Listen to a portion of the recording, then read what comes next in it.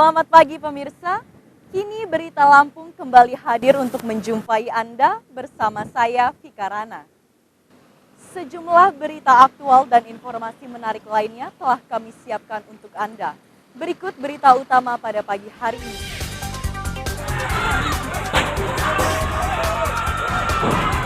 Unjuk rasa seribuan mahasiswa menolak kenaikan harga BBM di gedung DPRD Bandar Lampung ricuh.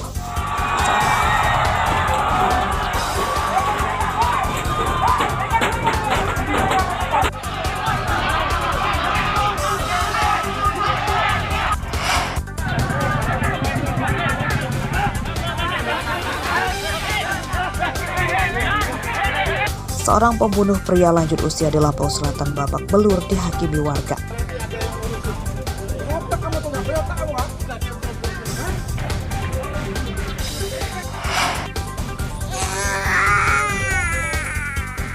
Seorang ibu di Lampung Utara tega menganiaya anak kandungnya yang masih balita.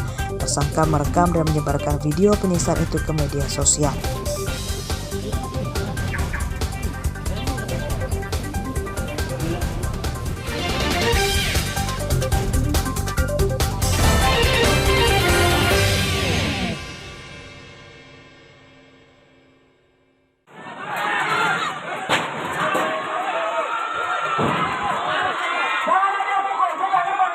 Unjuk rasa mahasiswa menolak kenaikan harga bahan bakar minyak atau BBM di Bandar Lampung Rabu siang berakhir ricuh. Ribuan pengunjuk rasa merobohkan gerbang gedung DPRD Kota Bandar Lampung karena dihalang-halangi polisi dan Pol PP saat mencoba masuk.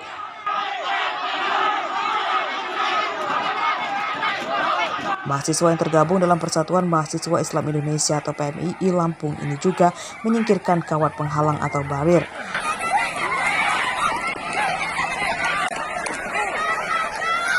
Saat akan mencoba masuk ke dalam ruang paripurna DPRD Bandar Lampung untuk menyampaikan aspirasinya. Massa kemudian menggelar orasi dan membakar ban di depan pintu gerbang gedung DPRD Bandar Lampung. Massa menuntut pemerintah menurunkan harga BBM. Kenaikan harga BBM yang baru diberlakukan saat ini telah berdampak luas pada naiknya harga bahan pokok. Setelah menyampaikan aspirasinya, Massa kemudian membubarkan diri. Mereka juga mengancam akan menggelar unjuk rasa serupa dengan kekuatan massa yang lebih besar jika tuntutannya tidak direalisasikan. Jeffrey Arifin melaporkan dari Bandar Lampung.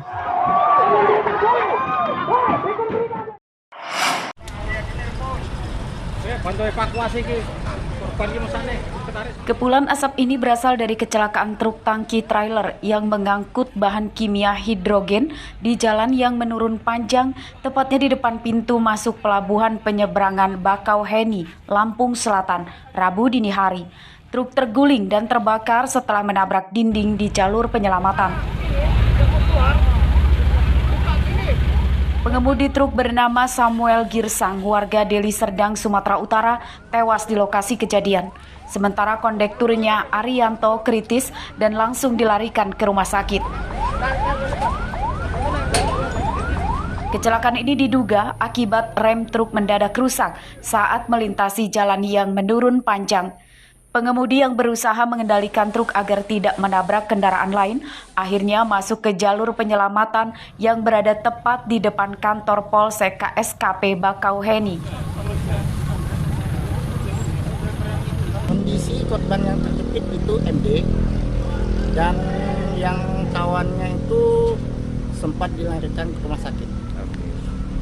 Gimana? Ada kendala nggak proses evakuasi tadi? Kendala kita satu, karena dia tangki tersebut membawa CO2, bahan yang bisa terbakar. Udah sempat mundur dikit, tapi namanya udah deket Pak. Dari atas udah suara rem aja Pak, cit suara remnya aja. Oh gitu. Saman waktu itu sadar nggak kalau mobil yang ini yang belum rem? Nggak tahu. Sadar kayak ada suara. Kalau rem ini kan kayak ada mobil dincitan, suara dincitan rem. Kalau suara mobil kita kan kita paham sih istilahnya. Kita terus berhenti. Sempat berhenti. Tahu terbang gini ya? Terbang aja gini. Rabu pagi, bangkai kendaraan masih berada di lokasi. Polisi mengimbau pengemudi truk muatan berat agar memeriksa rem kendaraannya saat keluar dari gerbang tol Bakauheni Selatan sebelum masuk ke pelabuhan. Sebab setelah gerbang tol Bakauheni Selatan menuju Pelabuhan Bakauheni, jalannya menurun panjang yang membutuhkan fungsi rem maksimal. Ari Susanto melaporkan dari Lampung Selatan. Siapa yang ditabrak?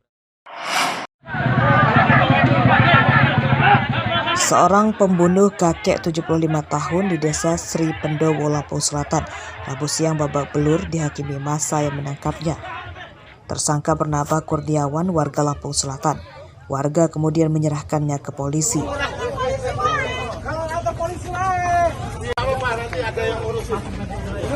Korban bernama Rosat. Pembunuhan berawal dari korban yang memergoki tersangka masuk ke kamar cucunya melalui jendela. Tersangka Kurniawan yang panik kemudian berusaha melarikan diri. Korban yang berusaha menangkap Kurniawan akhirnya ditusuk dengan senjata tajam yang dibawa tersangka. Saat pemakaman korban, ada warga yang melihat tersangka di pangkalan ojek. Saat itu tersangka Kurniawan hendak kabur keluar daerah. Tersangka akhirnya ditangkap dan dihakimi warga. Semula di sekitar 1 kilo dari pemakaman. Saya lihat dulu, bener nggak anaknya? Saya tanya lah beliau nih, sama tukang ojeknya itu. Tukang ojek saya tanya, ada siapanya? Katanya tukang ojek. Terus, nah dia ini ngojek, saya cuma dikerjain, nyampe Hatta, nyampe Bakau katanya kan. Akhirnya saya pegang anak itu, saya tanya ngaku dia. Cuma ngakunya nggak ngaku bunuh, cuma saya tanya inisial aja, bawa dia. Udah. Dari situ masa datang, udah nggak ke Bendung. Tersangka Kurniawan kini ditahan di Polsek Penengahan, Lampung Selatan. Polisi menyita barang bukti pisau yang dipakai menikam korban Rosat. Dari hasil pemeriksaan polisi, tersangka masuk rumah korban untuk menemui cucu korban yang diduga adalah gadis pujaan tersangka, namun cintanya selalu ditolak. Ari Susanto melaporkan dari Lampung Selatan. Ini terus dibawa ke klinik.